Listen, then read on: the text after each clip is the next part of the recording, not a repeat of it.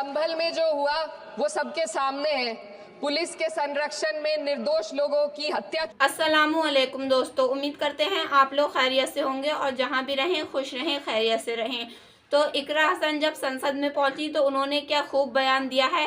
संभल को लेकर भी उन्होंने बयान दिया और मुसलमानों के लिए भी उन्होंने क्या खूब बयान दिया है, वो बयान भी हम आपको दिखाएंगे। लेकिन अगर आपने हमारे चैनल को सब्सक्राइब नहीं किया है तो इस चैनल को सब्सक्राइब कर लें ताकि हर अपडेट आप तक पहुंचती रहे। तो आइए देखते हैं पूरा बयान इकरा हसन का, उसके बाद बात करते हैं। आइए देखते हैं पूरी वीडियो। खास तौर पर मुसलमानों पर जो कहर टूटा है वो किसी से छुपा नहीं है। ये लोग सिर्फ अपने मजहबी पहचान की वजह से निशाने पर हैं। संविधान का अनुच्छेद 15 कहता है कि किसी भी नागरिक के साथ धर्म, जाति या किसी और वजह से भेदभाव नहीं होना चाहिए, लेकिन हकीकत इसके उलट है। हालात इस कदर बिगड़ चुके हैं कि hate speech, mob lynching, bulldozer द्वारा घरों को गिराने की घटनाएं आम हो गई हैं। खास तौर पर उत्तर प्रदेश में, जहां ऐसा लगता है जैसे कानून के नाम पर जंगल राज चल रहा हो। संभल में जो हुआ वो सबके सामने है। पुलिस के संरक्षण में निर्दोष लोगों की हत्या की गई और सरकार ने चुप्पी साध ली। अल्पसंख्यकों पर हिंसा बढ़ती जा रही है, मगर सत्ता में बैठे लोग या तो आंखें मूंदे हुए हैं या फिर इन घटनाओं को बढ़ावा दे रहे हैं। हद तो तब हो जाती है जब न्यायपालिका की बात भी अनसुनी कर दी जाती है। सुप्रीम कोर्ट ने मॉब लिंचिंग पर 11 सूत्रीय निर्देश जारी किए थे। इसमें साफ कहा गया था कि राज्य सरकारें और पुलिस इस तरह की घटनाओं को रोकने और दोषियों पर सख्त कार्रवाई करने के लिए जिम्मेदार हैं, लेकिन आज भी इन निर्देशों पर अमल नहीं हो रहा है। हाल ये है कि मॉब लिंचिंग को रोकने की बजाय सत्ता में बैठे लोग आग में घी डालने का काम कर रहे हैं। उनकी जुबान से ऐसी बातें निकलती हैं जो नफरत को और बढ़ावा देती है।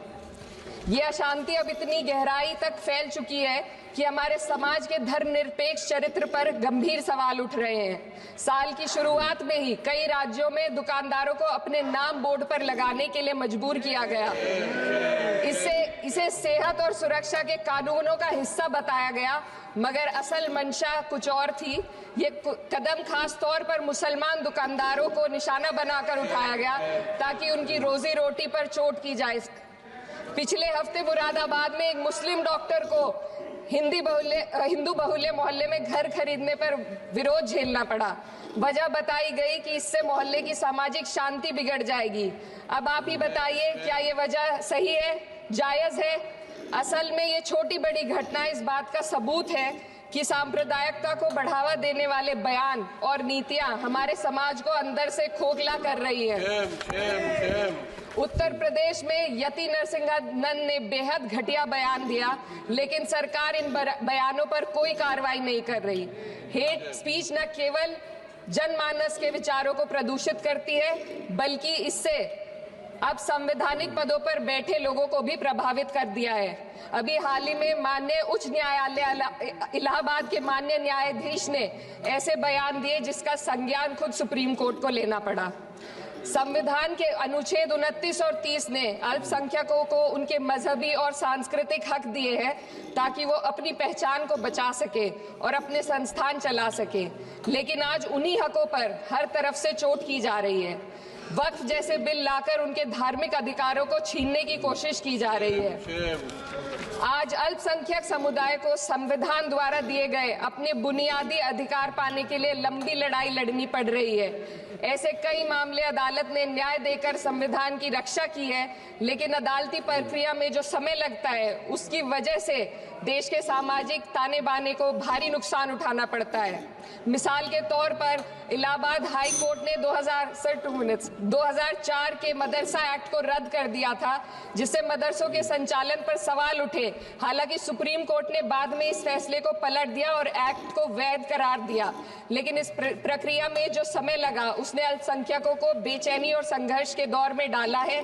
इसी कड़ी में प्लेसेस ऑफ वर्शिप एक्ट 91 भी आता है और कई अन्य अधिकार, उन्हें भी इसी तरह अदालती लड़ाइयों में उलझाया जा रहा है। ये स्थिति न केवल अल्पसंख्यकों के अधिकारों की राह में रुकावट है, बल्कि justice delayed is justice denied जैसी कहावत को सिद्ध करती है।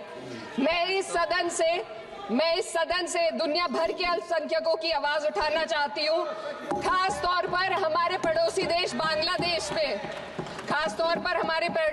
बांग्लादेश में अल्पसंख्यकों के साथ जो हो रहा है वे दिल को गहरे तक चोट पहुंचाने वाला है। उनकी जान माल की हत्या की जा रही है। बांग्लादेश हो या हिंदुस्तान हो या कोई और देश, अल्पसंख्यकों की सुरक्षा, इज्जत और अधिकारों की हिफाजत हर सरकार की सबसे पहली जिम्मेदारी होनी चाहिए। मैं इस सदन से अपने देश के अल्पसंख्यकों के साथ बांग्लादेश के पीड़ित अल्पसंख्यकों की आवाज को एक साथ उठाना चाहती हूँ। ये वक्त की पुकार है कि हम सब मिलकर ये सुनिश्चित करें कि किसी भी इंसान को उसकी पहचान या मजहब के कारण डरकर जीने पर मजबूर ना होना पड़े। जहां हक छीने जाते हैं वहां अमन खो जाता है। ये बात हर सरकार को समझनी चाहिए। अगर हम सच में अपने संविधान का सम्मान करना चाहते हैं तो हमें नफरत और भेदभाव को खत्म करना होगा। हमें ये दिखाना होगा कि ये मुल्क हर वर्ग, हर जाति, हर धर्म और हर समुदाय का है, और जब तक ऐसा नहीं होगा तब तक संविधान की आत्मा सिसकती रहेगी।